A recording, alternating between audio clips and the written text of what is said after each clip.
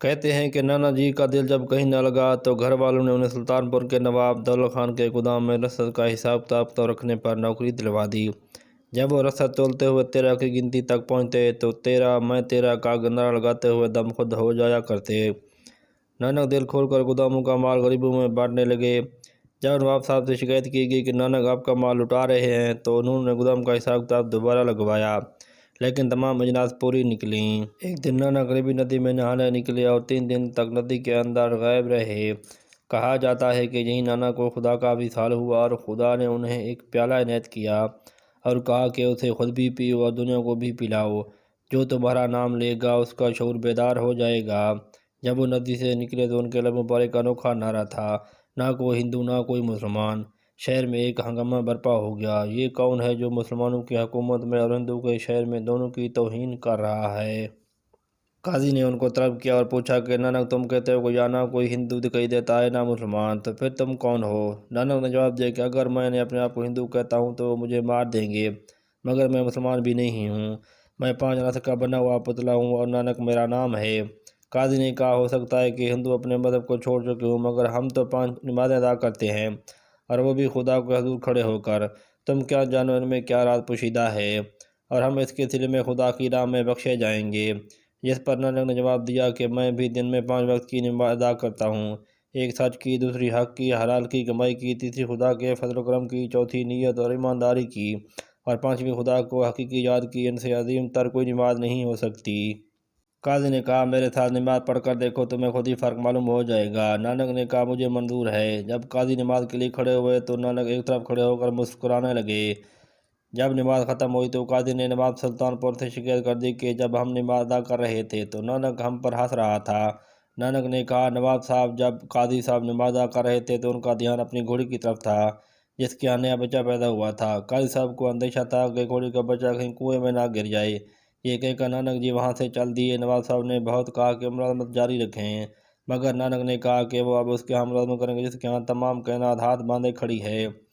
یہ کہہ کر نانک نے مردانے کو جو جہاں ان کا مرید ہوا تھا اور رباب بجایا کرتا تھا ہاتھ لیا اور جنگل کی طرف چل پڑے۔ نانک جی جنگلوں آبادیوں میں گھومتے رہے۔ ان کا نام اب گرو کے نام سے مشہور ہو چکا تھا۔ وہ جگہ جگہ معجزے دکھاتے۔ جب وہ ہندو کے مرکز ہردوار پہنچے تو یہاں گنگا میں ہندو نہا رہے تھے اور پانی مشرق کی طرف اچھال رہے تھے۔ جب نانک نے ان کی پوچھا تو بتایا کہ یہ پانی مرنے والے بزرگوں کو دیا جا رہا ہے تاکہ ان کی زندگی آسودہ اور ٹھنڈی رہے۔ یہ سن کر نانک جی نے پانی مغرب کی طرف اچھالنا شروع کر دیا۔ لوگ ہنسے، کیا کبھی کسی نے مغرب کی طرف پانی بھی اچھالا ہے؟ تو نانک جی نے جواب دیا کہ میرے کھیت یہاں سے مغرب کی طرف پنجاب میں ہیں، میں ان کو یہاں سے پانی دے رہا ہوں۔ لوگ کہنے لگے اتنی دور سے دیا ہوا پانی آپ کے کھیتوں کو کیسے سرسبز کرے گا؟ جس پر گرو نانک نے کہا اگر آپ کا دیا ہوا پانی دوسری دنیا میں پہنچ سکتا ہے تو کیا میرا پانی اس دنیا میں میرے کھیتوں کو سرسبز نہیں کر سکتا؟ گرو نانک نے مکہ مدینہ اور بغداد کا سفر بھی کیا۔ اس سفر میں مردانہ بھی ان کے ساتھ تھا۔ جب وہ تھکے ماندے رات کو مکہ پہنچے تو رات کو سونے وقت انہوں نے اپنے پاؤں خانہ کعبہ کی طرف پھیلا دیے۔ وہاں ایک مولوی نے ان کو ٹھوکر مار کر جگایا اور کہا کہ اے کافر، تو حج کرنے آیا ہے اور تجھے اتنا بھی نہیں پتہ کہ تو نے خانہ خدا کی طرف ٹانگیں پھیلا رکھی ہیں؟ گرو جی نے بڑے سکون سے جواب دیا کہ حضور جس طرف خانہ خدا نہ ہو میری ٹانگیں اس طرف کر دیجیے۔ مولوی جس طرف گرو نانک کی ٹانگیں گھماتا اس طرف خدا کا جلوہ نظر آتا، جس پر وہ چلانے لگا کہ اللہ اللہ، ہندوستان سے کوئی خدا رسیدہ بزرگ آیا ہے، وہ لوگوں کو خدا کا دیدار کرا دیتا ہے۔ گرو نانک نے جب تبلیغ کا سفر ختم کیا تو انہوں نے اپنے آخری سال کرتارپور میں گزارے۔ یہاں ہزاروں لوگ ان کے دیدار کرنے آتے۔ گرو نانک نے کئی آزمائشیں لینے کے بعد اپنی گدی بھائی لینا کو سونپ دی۔ اس کے بعد انہوں نے اپنے خاندان اور خادموں کو جمع کیا اور خدا کی حمد و ثنا بیان کی۔ پھر تمام مجمع نے ایسا ہی کیا۔ اتنے میں بابا گرو نانک مراقبے میں چلے گئے اور اسی حالت میں ان کا وصال ہوا، جس کے بعد ان کے ہندو اور مسلمان مریدوں کے درمیان جھگڑا ہو گیا۔ مسلمان مرید کہتے تھے کہ ہم ان کو دفنائیں گے، ہندو کہتے کہ ہم اپنی رسم کے مطابق ان کا سنسکار کریں گے۔